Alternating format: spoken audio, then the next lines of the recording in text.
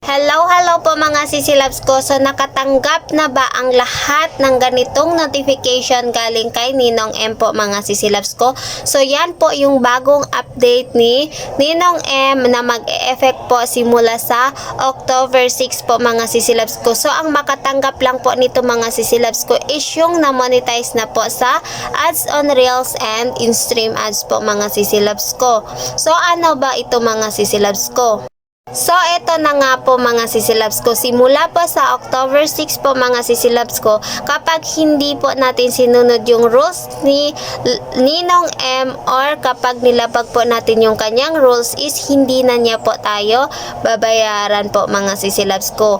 Pero kahit ganun pa man po mga sisilabs ko is patuloy lang po tayo sa ating pag-a-upload po mga sisilabs ko, and kailangan na lang po natin mag-ingat sa ating ina-upload po mga sisilabs ko para iwas na rin po na malabag natin ang rules ni Lolo M. So medyo nadismaya din tayo po mga sisilabs ko kasi po kakaset up lang po natin ang ating in-stream ads, and then may bagong update na naman po si Lolo M. Pero wala po tayong magawa dun po mga sisilabs ko, kundi tuloy lang po tayo sa ating ginagawa po mga sisilabs ko. Siguro wala nang pambayad si Lolo M sa kanyang mga staff, pero charot lang yun mga sisilabs ko. So na-realize lang siguro ni Lolo M po mga sisilabs ko, kasi alam nyo naman po ngayon mga sisilabs, kasi marami nang nag-a-upload ng kung anong video para lang makarami sila ng viewers po mga sisilabs ko. Kahit na yung guys, Caldero Challenge, baka makita yung kaluluwa natin doon mga sisilabs ko. So